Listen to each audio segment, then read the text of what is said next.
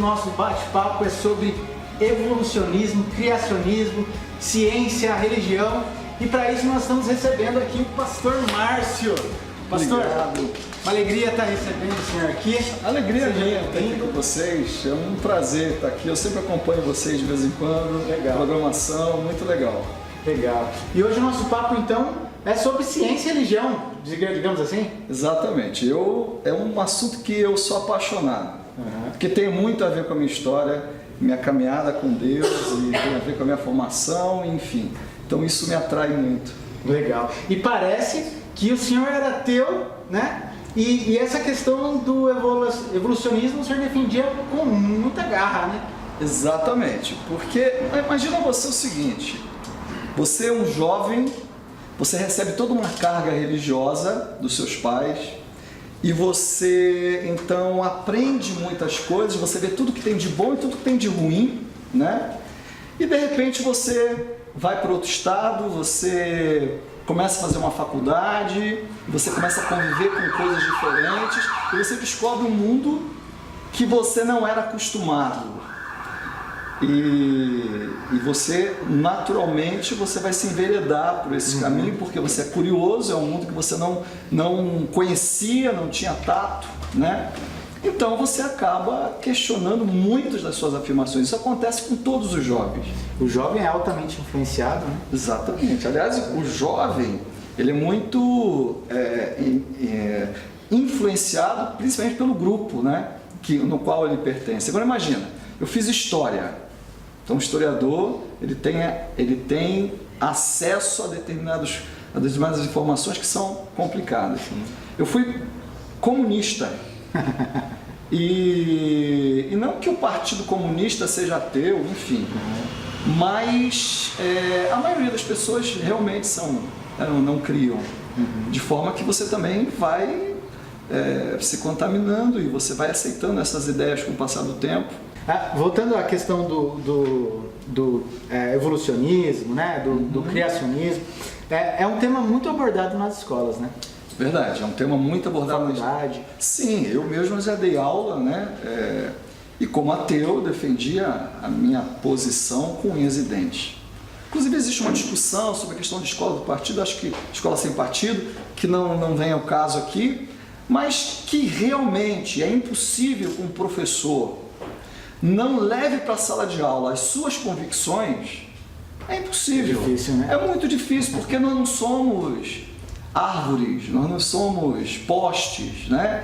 É óbvio que quando nós nos relacionamos, a gente leva a nossa carga, né? A carga nossa cultural, de formação, no meio no qual a gente está inserido, nossa fé ou não fé, não é mesmo? Então a gente vai levando.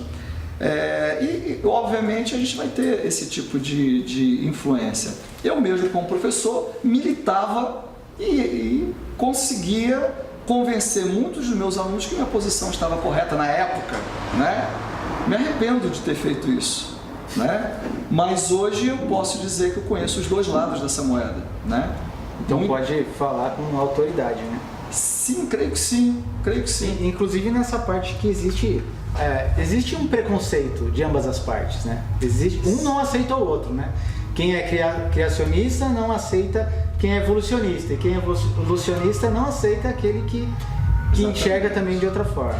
Nós temos vivido uma época de muito extremismo, né? Isso em todas as áreas. Mas principalmente nessa questão religião, ateísmo e fé, evolucionismo e criacionismo. Então não há diálogo, né, entre as pessoas. Então, por exemplo, quem defende o criacionismo, que somos nós muitas vezes não queremos conversar, sequer ouvir os argumentos daqueles que pregam o evolucionismo. E vice-versa. O evolucionismo, para muitos, vira uma religião, porque ele acredita num dogma, fecha naquele dogma e ele não aceita nenhum tipo de conversa contrária. Eu, na verdade, como criacionista que era ateu, eu me surpreendi muito ao ler a Bíblia por causa de uma determinada situação e eu descobri que a Bíblia ela fala muito mais do que o que esses dois grupos defendem, né? Ela se relaciona muito mais com a ciência do que o que a gente pode imaginar. E eu não estou dizendo que a Bíblia, porque a Bíblia não é um livro de ciência, né? A Bíblia é um livro de fé. Mas é incrível para um ateu como eu era, você abrir a Bíblia e em Gênesis capítulo 1 você vê questões geológicas, questões de química, questões de genética tem em Gênesis. Você tem questões, enfim. O que foi lá no fundo do teu coração, o que te tocou e que te fez abrir os olhos com relação a... Verdade, isso, o que me fez abrir os olhos não foram questões de conhecimento, não foram questões científicas ou religiosas em si. Jesus, certa vez, ele resumiu a lei da seguinte forma: amarás teu Deus, né? E ao teu próximo como a ti mesmo. Então, certa vez eu conheci uma pessoa, um amigo, que me amou, que me compreendia. Ele era cristão, pastor, estudava comigo. Mas ele ouvia o ateu. Ele conversava com o ateu. Ele ouvia pacientemente todas as abobrinhas que eu falava. E ele não se aproximava de mim, pelo menos aparentemente, tentando me ganhar para a posição dele. Mas não, ele queria simplesmente: cara, como é que você entende isso? Como você entende aquilo? E ele me ouvia, de modo que eu ficava extremamente tocado com aquilo. E eu lembro que eu chegava para minha esposa, eu casei muito cedo, com 21 anos. E eu chegava para ela em casa e dizia para ela: olha, você sabe que eu não gosto de crente, pastor para mim são todos ladrões, esse era o pensamento que eu tinha. Mas aquele cara lá, apesar de ser ignorante, porque todos que tinham fé para mim eram ignorantes, eu respeito ele, porque ele vive aquilo que ele prega. Então, o poder de você viver aquilo que você prega é algo que é muito mais do que uma aula de EBD, muito mais do que você sentar com alguém e tentar provar alguma coisa para alguém com as escrituras, ou com a vida, ou com a ciência. A linguagem do amor é uma linguagem universal, porque o amor, ele cura feridas. O amor aproxima a pessoa, o amor, ele conecta, né, pessoas num determinado objetivo. O amor nos permite conviver com aquilo que é diferente. Então, a verdade, o que me aproximou da visão, o que me fez me interessar pela visão criacionista, foi este amor de Cristo, que foi impactado, que impactou minha vida através daquela vida, porque Jesus, para um ateu, você não tem uma experiência transcendente com Jesus. Você não tem uma experiência com Jesus de você sentir algo, ou ouvir ele falar isso que os crentes falavam. Para mim era coisa de maluco. Jesus falou comigo, o cara bebeu, né? Não é possível. O cara usou alguma coisa, né? O cara fumou alguma coisa, cheirou alguma coisa, porque não é possível. Como é que ele fala que, né? O cara, no mínimo, não está tomando remedinho direito. Aí ele está ouvindo morto. E é exatamente esse pensamento, né? Exatamente. Então, mas o que me aproximou foi o amor dele, e isso me fez levar em consideração, porque assim como ele quis me compreender, uma hora eu quis compreender o que ele pensava, o que ele achava. E até vou confessar, até para debater com ele, até para salvar ele da fé obscura que ele tinha, obscura entre aspas, eu quis ler a Bíblia. E quando eu li a Bíblia, eu fiquei chocado. Então eu peguei lá, não tinha sido orientado, comecei Gênesis capítulo 1. Agora imagina um cara que tinha feito história, um ano e meio de filosofia, lidava com o que a gente chamava de materialismo dialético, leitor de Marx, de Engels, E você chega e você começa a ler, você sabe, por exemplo, poxa, a Terra, como é que esses crentes podem crer que a Terra foi feita em 7 dias? Que o universo inteiro foi feito em 7 dias? Como que esses crentes, se nós sabemos, provado, que a Terra tem pelo menos 4 bilhões de anos, como que funciona isso? E aí, eu comecei a ler, está escrito assim: no princípio, Deus criou os céus e a terra era sem forma e vazia, trevas cobriam a face do abismo, e o Espírito de Deus se movia sobre a face das águas. Esses 2 versículos aqui, eu acho que eu fiquei, sei lá, muito tempo, umas 3 horas. A minha leitura encerrou ali, porque isso aqui me respondeu uma série de coisas que eu tinha dúvida. E claro, o Espírito Santo vai trabalhando, né? Sim. Aliás, a palavra de Deus fala que não são as pessoas que convencem ninguém, né? Que é o Espírito Santo que convence, né? Do pecado, da justiça e do juízo. E o Espírito Santo estava agindo na minha vida e começou a agir no amor daquele meu companheiro, meu amigo, sim, que compartilhou de Cristo para mim, que teve paciência comigo, que teve amor comigo. E aí, quando eu li que no princípio Deus criou os céus e a terra era sem forma e vazia, eu entendi que na verdade aqui estava contemplando uma época imemorial, uma época que você não consegue contar o tempo. E por isso que ele fala que no princípio criou Deus os céus e a terra. Faz tempo. Faz tempo. E a terra era, só podia ser aquilo que existia. Sim. Porque, na verdade, quando você vai para a narrativa bíblica, quando você vai olhar a Bíblia de uma forma fundamentalista ou de uma forma obscura, você vai afirmar coisas a respeito da Bíblia, quando você vai com os seus preconceitos, coisas que a Bíblia não fala. E para mim, que era ateu, para mim isso aqui fez todo sentido. E ele fala mais, ele fala assim, ó: era a terra sem forma e vazia, trevas cobriam a face do abismo, e o Espírito de Deus se movia sobre a face das águas. Isso aqui foi uma pancada na minha cabeça. Porque se você vê hoje todas as agências espaciais, a NASA, quando você fala em viagens espaciais, qual é a grande preocupação que se tem se existe água em outro planeta? Porque a maneira como nós entendemos a vida precisa de água. Então, uma marca de erosão na superfície de Marte que pode indicar água, todo mundo solta fogos porque pode indicar que ali tem água e tal, e fica aquele desespero.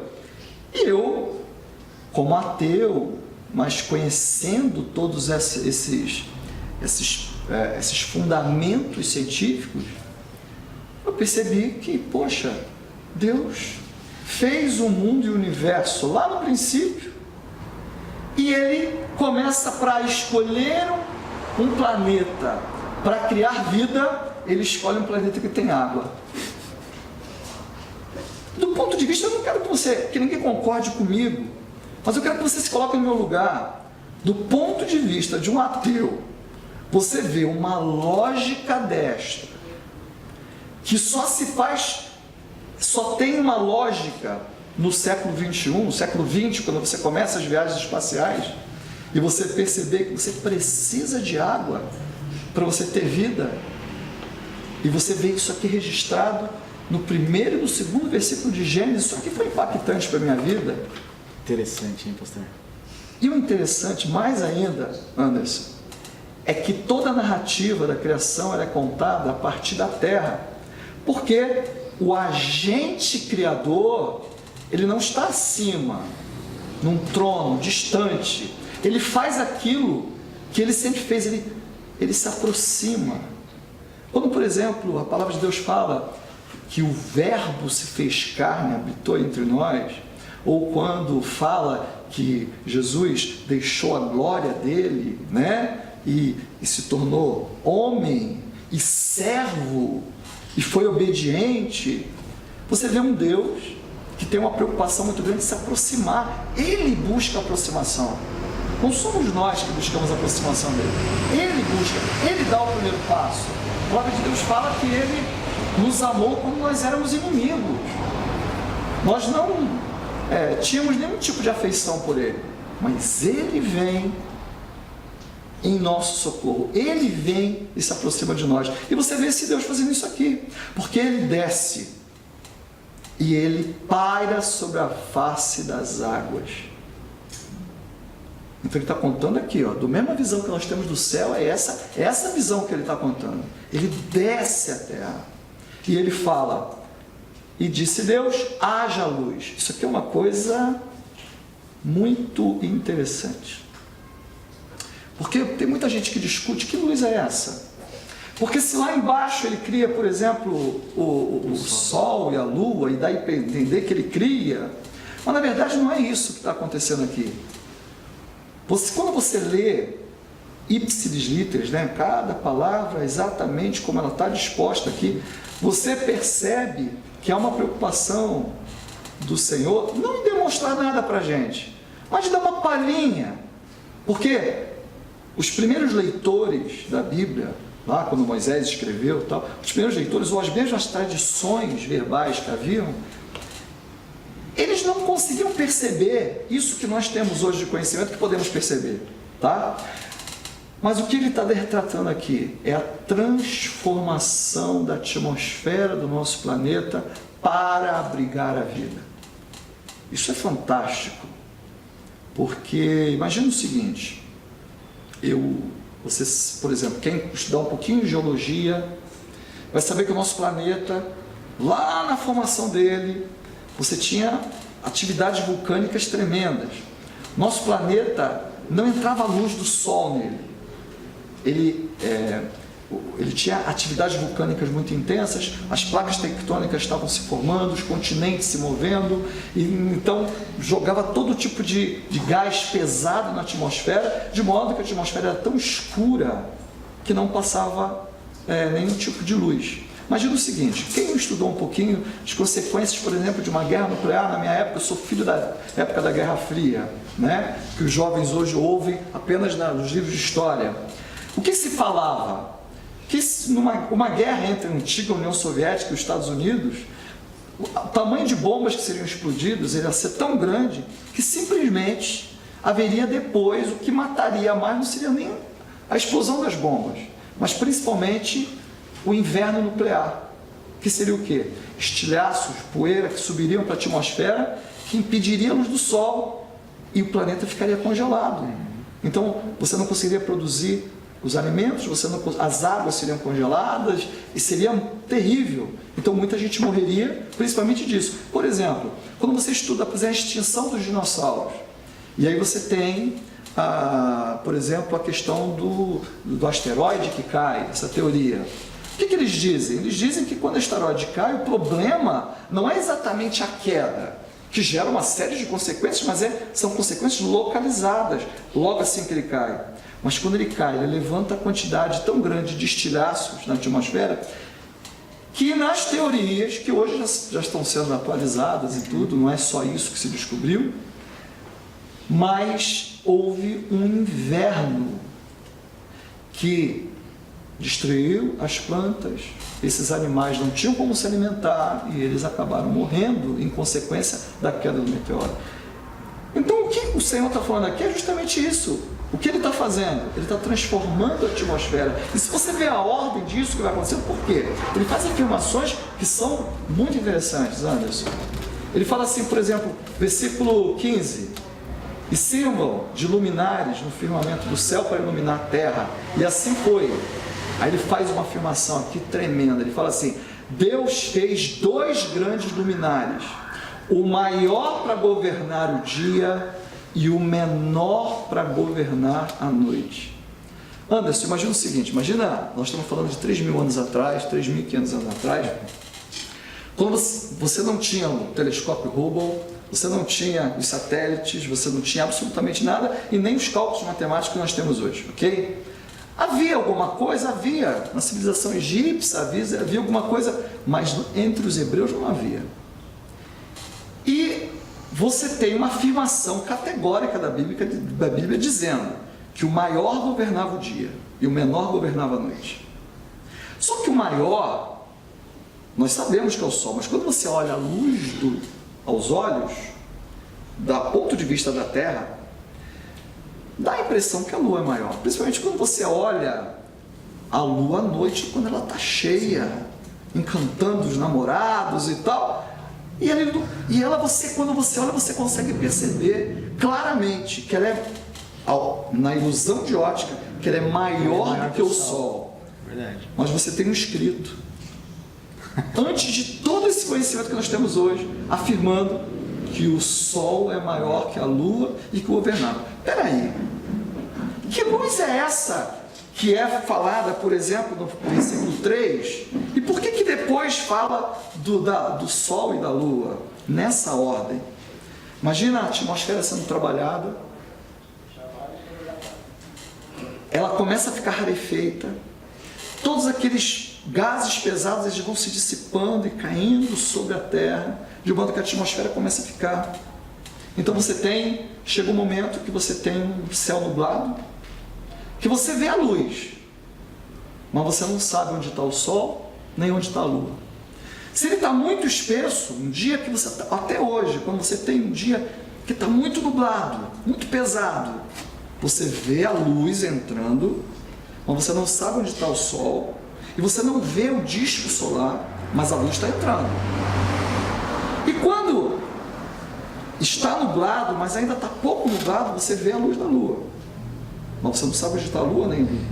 Conforme a atmosfera vai sendo trabalhada, e eu vou mostrar como que isso acontece, você tem uma situação que o disco solar, do ponto de vista da Terra, começa a poder ser visto.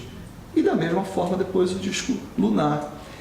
E isso é interessante porque quando você pega o versículo 11, que é antes, quando aparece o Sol e a Lua, fala assim: então disse Deus, cubra-se a terra de vegetação, plantas que deem sementes e árvores cujos frutos produzam sementes de acordo com as suas espécies, e assim foi. Cara, a planta precisa de luz. Qualquer aluno que não fugiu das aulas do 6º ano vão saber que a planta, ela se alimenta de um processo chamado fotossíntese, não é? Acho que a galera fugiu do 6º ano ali, ó. É. Então, as plantas, elas recebem a luz e elas se alimentam de luz. E Tudo uma ordem perfeita, né? E aí o que as plantas fazem? Elas pegam todos os gases pesados, jogam para a terra e expelem oxigênio, condições para que depois sejam criados os animais.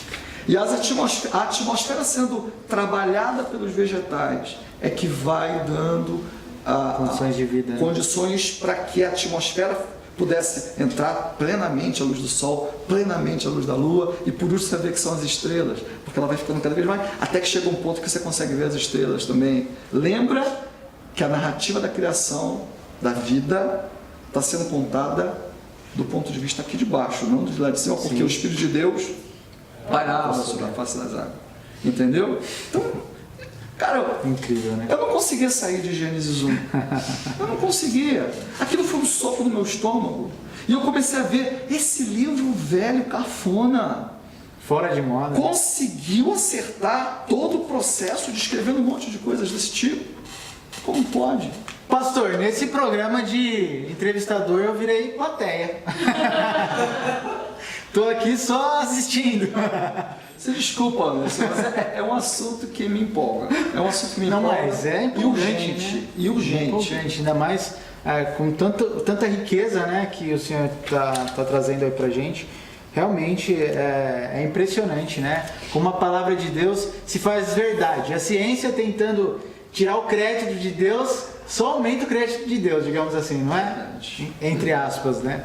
Por isso que eu creio que é necessário você ter esta conversa. Eu não tenho medo da ciência. Eu acho a ciência extremamente importante. Aliás, a ciência é de Deus. O Senhor usou ciência. Você tem versículos na Bíblia que falam que o Senhor fez a terra pela sabedoria. Que coisa tremenda isso! Então você vê a ciência andando. Por exemplo, quando a ciência desenvolve uma vacina que protege os seres humanos, você acha que a ciência não está fazendo aquilo que Deus deseja? Sim. Não é? Quando há um transplante, porque o transplante, quando você doa o seu órgão, é uma atitude de amor. Você doou um rim, sim, você deixou, olha, se eu morrer, eu quero doar todos os meus órgãos e tal, e você vai estar abençoando várias pessoas. Gente, será que isso não seria uma atitude cristã? Será que isso, a ciência, não tem muito a acrescentar, não faz muito da parte de Deus? Quando alguém chega desesperado no hospital com uma dor e os médicos vão lá e ajudam, será que isso não é uma atitude que agrada a Deus? Você vê o próximo ajudando o outro, não é? Entendeu? Ou um professor que se dedica à formação de um cidadão, formação de um indivíduo, que pode resgatar ele da miséria por conta daquilo que ele está fazendo. Será que isso não é da vontade de Deus? Amém. Amém. E aí, voltando lá para Gênesis, você leu então Gênesis e aquilo ali te deixou impressionado. E a partir daí, como que foi? Você começou a ler mais, a buscar mais. Imagino que você tinha aquele amigo pastor, né? Uhum. Chegou mais junto dele ainda, como que foi? Exatamente. Porque na verdade é o seguinte: como que você fala para alguém de Deus sem você utilizar a palavra de Deus? Qual é o grande problema para você falar de Deus para alguém que não crê na Bíblia? É porque você não tem argumentos para usar. Você não pode usar um versículo bíblico, tá bom, mas e o que isso tem a ver? Esse livro antigo falando tal, o que isso tem a ver? Então, qual foi a maneira que o Espírito Santo trabalhou na minha vida? Ele precisava que eu desse crédito à palavra de Deus. Por isso que ele despertou, hoje eu entendo isso, por isso que ele despertou em mim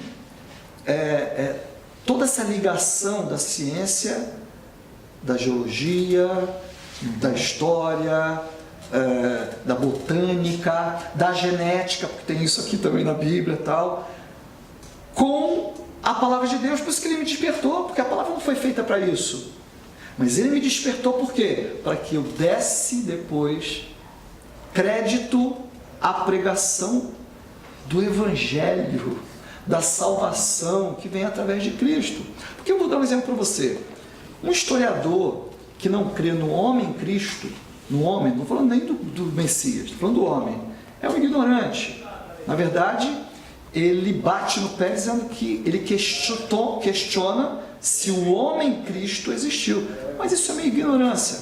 Eu não tinha essa ignorância. Eu sabia que o homem Cristo tinha vindo à Terra. Por quê? Gente, tem muitos relatos, não só na Bíblia, época, né? que falam. Você tem, por exemplo, História dos Judeus, Flávio Josefo, que faz citações a Jesus Cristo, criticando ele. Um livro escrito 70 anos depois. Quer dizer, 30 e poucos anos depois que Cristo tinha sido crucificado. Você tem, por exemplo, cartas de generais romanos se dirigindo a governadores, tentando descrever Jesus, porque os governadores sabiam das notícias que chegavam de Jesus e pediam relatórios, e os generais romanos escreviam, falando tudo o que estava acontecendo, porque era um furdunço, né, que estava acontecendo. Então, então você tem provas inquestionáveis da existência do homem Cristo. Mas o homem Cristo apenas, ele não traz vida. Porque, por exemplo, eu era ateu. Eu sabia que um Gandhi tinha existido, eu sabia que um Krishna tinha existido, eu sabia que um Buda tinha existido, eu sabia que um Maomé tinha existido, eu sabia que um Cristo tinha existido. Mas para mim, todas as pessoas que criam em todas essas pessoas eram um bando de ignorantes, porque não havia nada de divino neles. Entendeu? Então, a fé é algo que é sobrenatural e precisa ser despertada nos corações de maneira sobrenatural. A palavra de Deus fala que a fé vem pelo ouvir. Se eu não ouço, eu nunca vou desenvolver fé. Então, o Senhor precisava quebrar minha barreira com relação à palavra de Deus. Então, Ele traz isso a mim, Ele conversa comigo, usando esses termos comigo, coisa que para outros não seria nada interessante ou não seria importante, entendeu? Porque a pessoa já crê, para que ela vai querer saber esse tipo de coisa que eu estou falando aqui? O problema é para os que não creem, porque ele precisa, né? E aí você está falando isso, e aí eu estou falando assim, poxa, mas como é que foi esse processo? Não foi fácil. Porque eu comecei a ler o princípio, eu falei que eu fiquei impactado, mas eu pensei, é coincidência. E depois, cubra-se a terra de vegetação, cara, ele começa a fazer a primeira vida que acontece, é a vida vegetal, que começa a trabalhar a atmosfera e depois o sol e a lua começam a aparecer, mas é coincidência. Mas aí depois, a biologia diz que a vida animal surge na água. Todo mundo que fez, estou falando, não precisa ter feito faculdade. Quando você faz biologia, no ensino médio, você vai aprender que a vida animal vem da água. E aí você pega, por exemplo, aqui, Gênesis capítulo 1, versículo 20, fala assim, disse também Deus, primeiro animal que ele cria, encham-se as águas de seres vivos. Cara, é mais uma coincidência isso? Como pode? Mas mais, Anderson, porque os animais, depois dos animais aquáticos, o que a ciência diz, e você pode procurar isso agora no Google, entra aí você no Google e veja a ordem, como foi, diz que foram as aves criadas depois, tá? As aves. E aí você olha o versículo, e voem as aves sobre a terra, exatamente nessa ordem. Assim Deus criou os grandes animais aquáticos e os demais seres vivos que povoam as águas de acordo com as suas espécies, e todas as aves de acordo com as suas espécies, e Deus viu que ficou bom. Então, você ter algo assim é uma coisa tremenda, né? Você ter essa situação aqui. E depois vem todos os outros animais, né? Enfim. Mas o que foi, assim, a pancada final, que a partir disto eu comecei a levar a Bíblia em consideração. Pode ser que seja algo divino mesmo.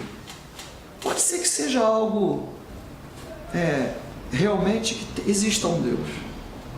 Já mudou, né? Já mudei. O conceito que não foi nada, já... Foi justamente a narrativa de quando faz o homem. Porque aqui, quando você vai para Gênesis 2, a partir do versículo 20, então, por exemplo, aí entrou na minha área, história. E o que a evolução fala?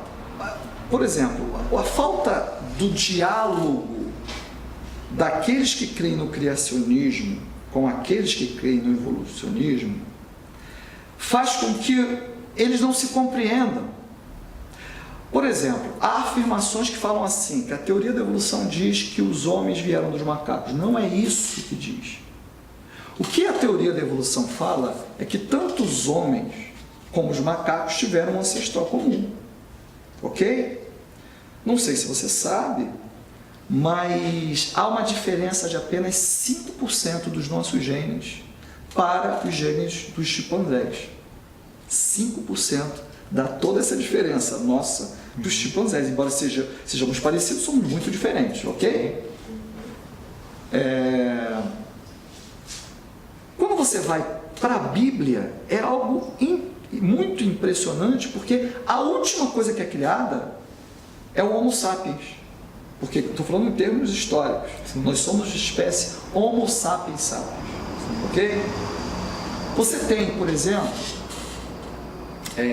fósseis dos neandertais. Você encontra fósseis dos australopitecos com 500 mil anos, 1 milhão de anos. Ok? Mas quando você vai para a nossa espécie, Homo sapiens sapiens, você não acha fósseis com mais de 100 mil anos. 100 mil anos considerando que os fósseis sejam do Homo sapiens sapiens, porque alguns arqueólogos vão dizer que não são do Homo sapiens sapiens. Então a gente vai ter ali alguns fósseis com em torno de 50 mil, certamente 50 mil anos, tá?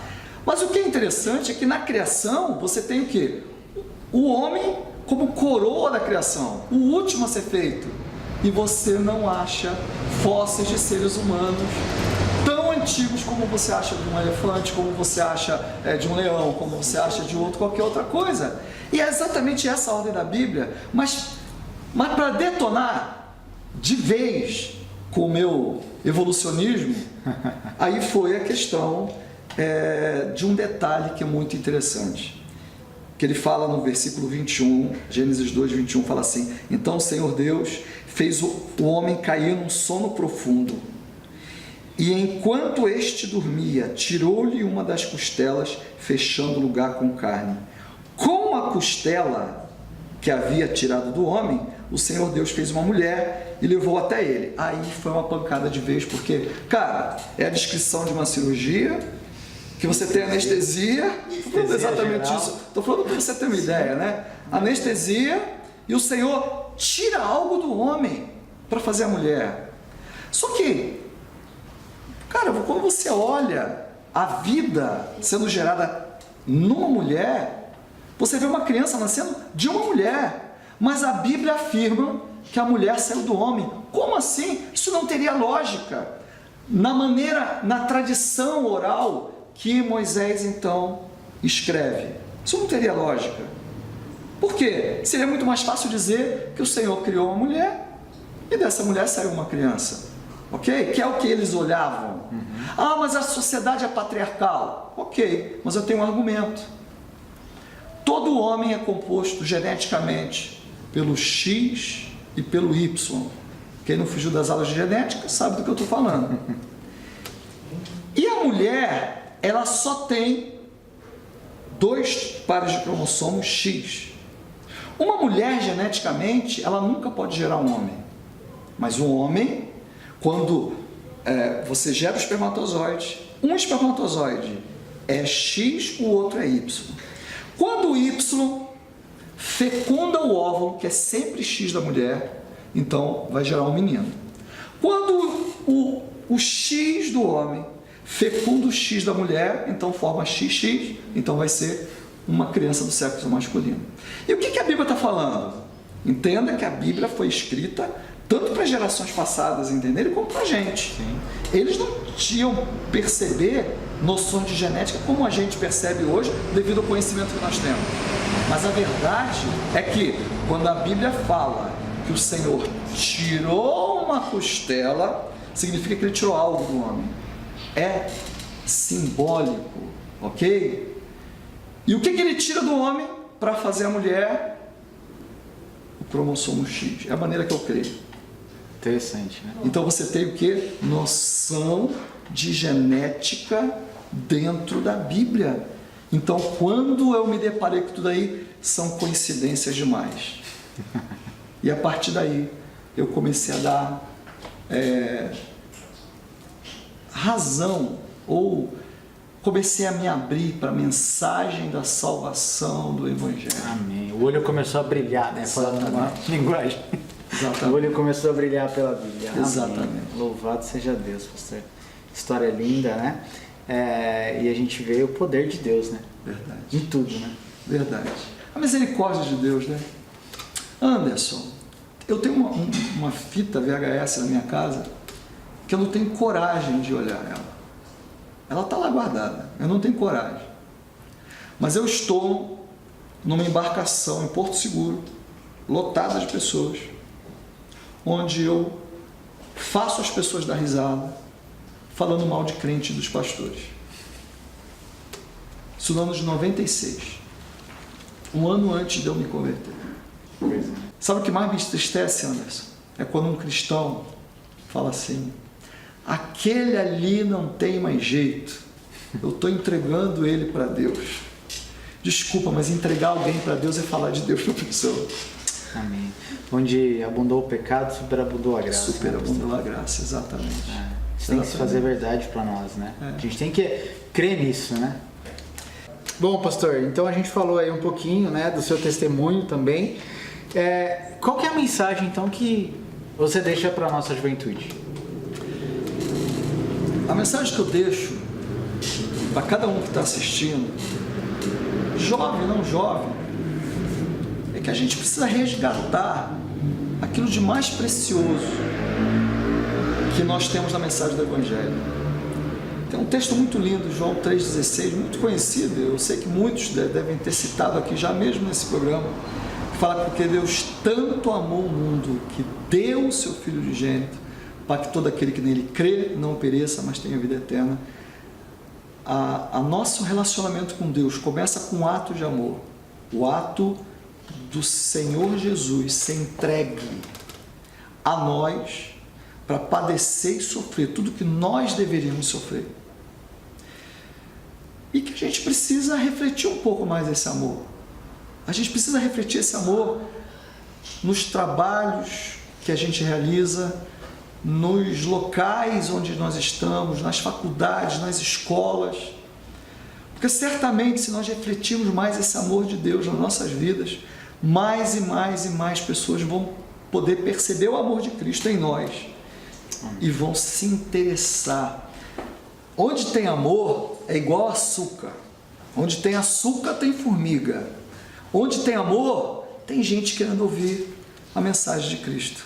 Então, antes da gente querer falar qualquer coisa para a pessoa, usar qualquer argumento teológico, o que nós devemos fazer é amar as pessoas. E certamente assim nós seremos tremendamente usados por Deus para trazer pessoas para o grande amor dele. Amém, amém. Pastor Márcio.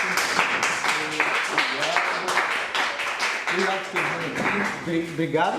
A gente que agradece, pastor, por ter aceito aí o nosso singelo convite. A gente se sente muito honrado de tê-lo aqui e de poder ouvir, né, esse testemunho lindo. A gente sabe que tem uma galera assistindo aí. Se quiser deixar o seu abraço para a família, não sei, fica à vontade. Eu queria deixar um abraço então para todos que estão nos assistindo, falar para vocês que foi uma satisfação estar aqui com vocês. Queria agradecer muito a oportunidade da gente poder conversar sobre coisas que para mim são muito importantes, sabe? Uma grande oportunidade, realmente. Fiquei muito feliz de estar aqui. Amém, pastor. Deus abençoe sua vida, amém, seu ministério, tá? Eu tenho certeza que a gente vai ter outras oportunidades de estar juntos aí novamente. Amém. Amém? Galera, esse foi o nosso programa de hoje. Se você ainda não curtiu nossa página, não segue a gente lá no YouTube, no Instagram também, vai lá, Programa da Juba, é só digitar lá, já cai a nossa página, tá bom?